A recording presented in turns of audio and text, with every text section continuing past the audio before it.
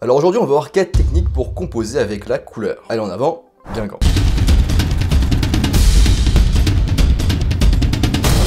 Avant de commencer, je vous rappelle qu'en description, vous pourrez retrouver ma formation gratuite sur les bases de la photo. Je vous invite à cliquer sur le lien du coup en description et à vous y inscrire si ce n'est pas déjà le cas. En premier, on a la domination. Est-ce que vous connaissez la peur de manquer? Le cerveau humain a une peur viscérale du manque, de ne pas avoir assez. On retrouve le terme fear of missing en anglais. Cela vient sans doute de l'époque où on avait très peu de ressources et qu'on luttait pour notre survie. Je vous rassure, c'est toujours le cas pour les 3/4 du globe. Chaque ressource était donc importante et on cherchait à en obtenir toujours plus car elles étaient difficiles ou rares à obtenir. Bien, cette peur du manque, elle se traduit en photo en voulant toujours mettre le plus possible d'éléments dans le cadre, dans notre photo, dans notre composition, et aussi de mettre plein de couleurs. On se dit plus il y en a, mieux c'est. Mais il n'en est rien. Les couleurs qui s'entremêlent sont en fait une source de confusion pour l'œil qui ne sait plus où donner de la tête.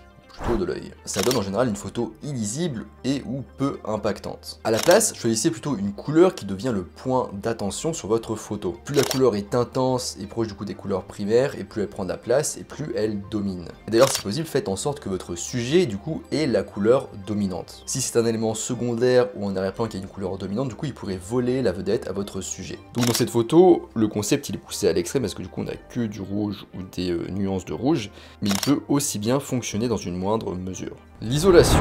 Ici, je ne parle pas de l'isolation défaillante de votre maison, mais bien d'isoler une couleur. Ça rejoint le point d'avant, souvent en photo, moins c'est mieux.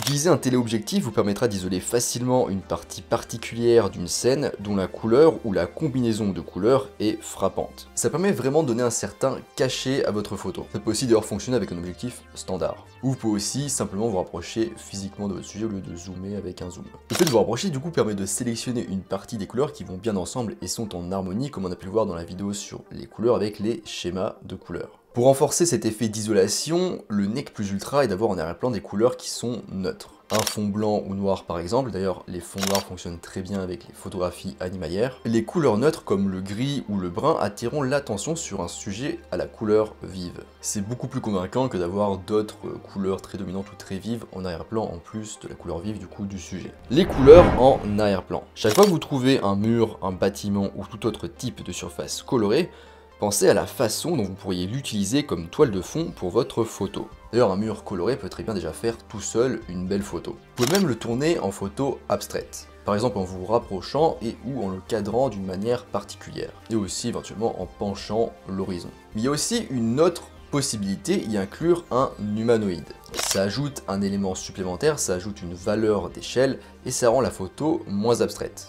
Cela semble mieux fonctionner si la personne a un look un peu monochrome, avec des couleurs avec peu de poids visuel, comme des couleurs secondaires ou tertiaires, neutres ou délavées. Cadrez votre sujet. Le framing en anglais ou le cadrage en français est un excellent moyen d'attirer l'attention sur votre sujet principal. J'ai d'ailleurs déjà fait un article à ce sujet, je vous le laisse en description ou en annotation si j'y pense. En général, on le fait avec des formes, mais on peut aussi s'aider de la couleur pour faire des cadres visuels autour du sujet. Ce n'est pas forcément simple à trouver naturellement, mais le but est de composer votre cliché de manière à ce que des éléments colorés comme des murs, des portes ou des arches peintes créent un cadre autour du bord de la scène. Une fois l'endroit débusqué, attendez ensuite qu'un élément qui fera un bon sujet principal entre dans la scène et faites quelques déclenchements.